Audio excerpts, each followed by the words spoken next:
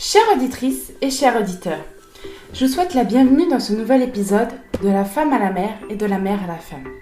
Le podcast qui met en valeur les différentes expériences dans le rôle à être une femme et être une mère à la fois. Je vous remercie. Merci pour votre intention d'écoute. Merci pour votre accompagnement. Et merci de prendre un instant pour venir découvrir une suite de témoignages de femmes, de mères et de grand-mères. Si vous aussi vous souhaitez encourager ce podcast et d'être dans la bienveillance face à la découverte de ces interviews, de la femme à la mère et de la mère à la femme, bien je vous invite à vous abonner, à commenter, à partager et à mettre des étoiles dès que vous en avez la possibilité et sur les différentes plateformes d'écoute. On peut bien entendu se retrouver sur les réseaux sociaux en indiquant mon prénom et mon nom, soit Marie-Audrey Boisard. Je vous souhaite une belle découverte. Aujourd'hui, je vous propose de créer un nouvel espace de témoignage.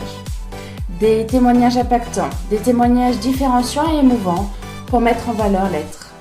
L'être dans nos postures de femmes, l'être dans nos rôles à devenir mère et d'être dans un apprentissage permanent au métier de parent.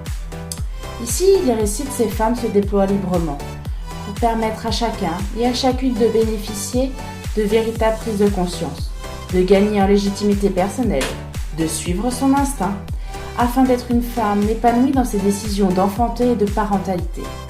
Alors c'est pourquoi ce podcast s'adresse à toi, en s'appuyant sur une expérience 100% authentique.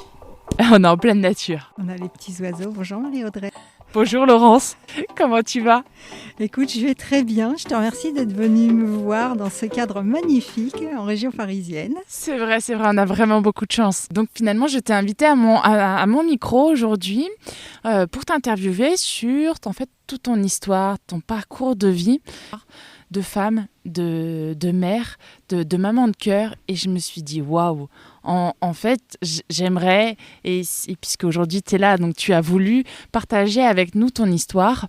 Alors, Laurence, tu as 58 ans, tu habites en région toulousaine, tu es salariée, chargée clientèle. Et en fait, j'ai toujours dit que tu étais maman de cœur. Tu vas nous raconter ton histoire et en fait, comment tu as su que tu voulais devenir maman ou être maman ? Alors, merci Marie-Audrey pour cette introduction, c'est vrai. Je crois que je l'ai toujours su. Je crois que depuis l'âge de mes 5 ans, j'ai su que je voulais être maman. D'accord, raconte-nous, parce que 5 ans, c'est jeune quand même. Hein. Oui, j'avais une petite anecdote de ma mère qui parlait d'une dame qui disait qu'elle levait facilement la jambe. Et donc, j'avais posé la question et ma mère m'avait dit « Oui, mais c'est pour avoir des enfants. » Ah, je lui avais dit « Moi, quand je serai grande, je leverai 3 fois la jambe. » Bon, ça, c'était en toute ignorance, avec mes 5 ans. Mais la jambe fut souvent levée aussi. Donc après, je me suis entraînée. Exactement. Voilà. Mais le départ, ça a été à l'occasion d'un séjour de vacances avec mon premier fiancé que j'ai connu quand j'avais 16 ans, en Bretagne. Et on était tous les deux à un repas au restaurant. Et à côté, il y avait un couple avec une petite fille magnifique qui devait avoir une dizaine d'années. Brune, avec des longs cheveux, des yeux très très bleus. Et dont le prénom est Morgane. Et j'ai regardé mon fiancé et je lui ai dit, si on a une fille, elle s'appellera Morgane. Et là, ça a été le départ de mon envie d'être maman. Et parce que finalement, en fait, qu'est-ce qui t'a attiré vers cette petite fille de 10 ans ? Comment t'as su ?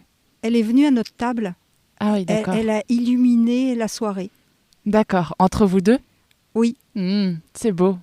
C'était le message. Oui, le c'est passage. Ça. Voilà. Et donc finalement, alors tu es maman de cœur, mais tu es sans enfant.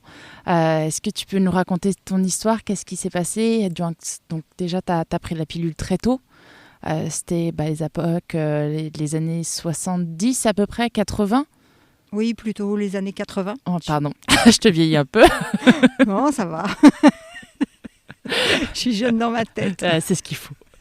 Donc oui, en effet, donc là j'avais 17 ans ce jour où on a rencontré cette petite Morgane et bien évidemment je faisais mes études, donc j'avais bien conscience qu'avoir un enfant à cet âge-là, c'était beaucoup trop tôt. Ouais. Donc comme je vivais en couple avec lui, du coup on s'est dirigé pour prendre la pilule, un moyen de contraceptif et ce moyen contraceptif, là-bas, à cette époque-là, c'était le plus simple, c'était la pilule. Donc j'ai pris la pilule, je l'ai plus ou moins bien supportée. J'ai eu beaucoup d'infections urinaires liées à cette prise de pilule. C'était les premières quand même. Voilà, c'était les premières, c'était Minidril. C'est la génération test. Voilà, donc j'ai fait régulièrement tous les mois, donc c'était très problématique. Et puis, donc, je suis restée 4-5 ans avec ce garçon, et puis finalement, on s'est séparés. J'ai rencontré quelqu'un d'autre, et là, c'était pour une histoire beaucoup plus sérieuse, un homme qui avait 2 enfants à charge. D'accord. La maman était partie en laissant le petit dernier de 2 ans. C'est jeune. Oui, c'est jeune. Et moi, j'ai tout de suite accroché avec les enfants. Donc, évidemment, est née tout de suite l'envie d'en avoir un à nous.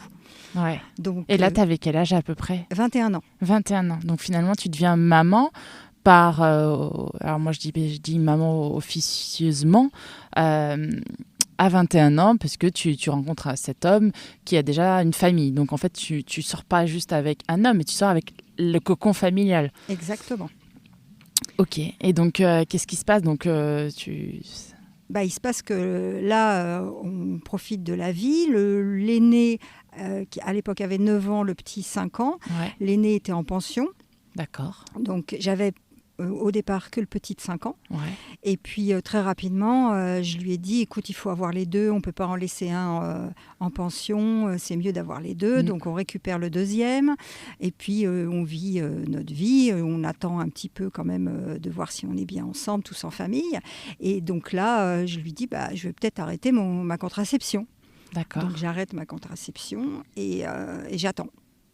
Okay. Et donc, rien ne se passe. Tu lèves toujours la jambe, là, à ce moment-là ? Oui, ouais. J'étais assez souple à l'époque. Tu sais comment ça marche, ça va. Oui, voilà, on avait trouvé bien le mode d'emploi, donc de ce côté-là, aucun sujet. Mais du coup, il ne se passait jamais rien tous les mois. Donc, à l'époque, je travaillais dans une grande entreprise aéronautique, et donc la personne avec qui je travaillais me dit moi, j'ai un très bon gynéco.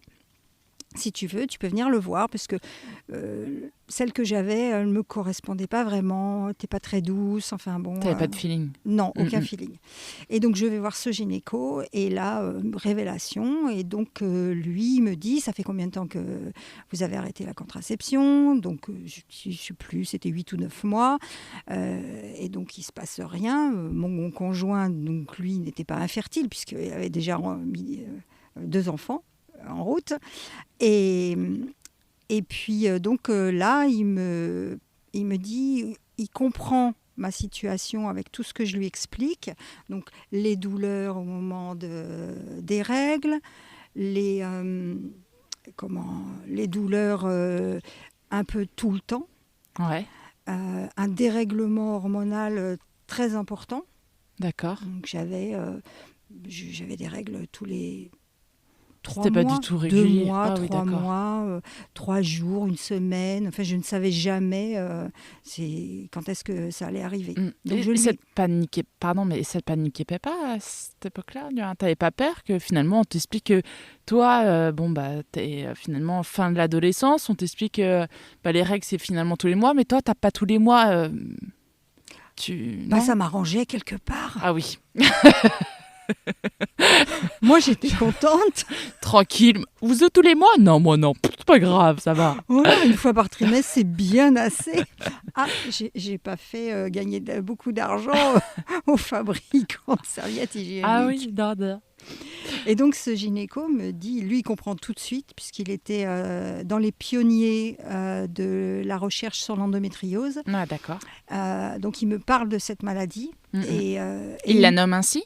Oui. D'accord, ok. Et il me propose 2 solutions. Donc, à moi de faire mon choix.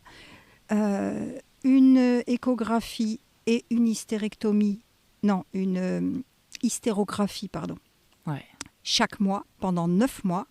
Alors, qu'est-ce que c'est ? Alors, l'échographie, c'est voilà, tout le monde connaît.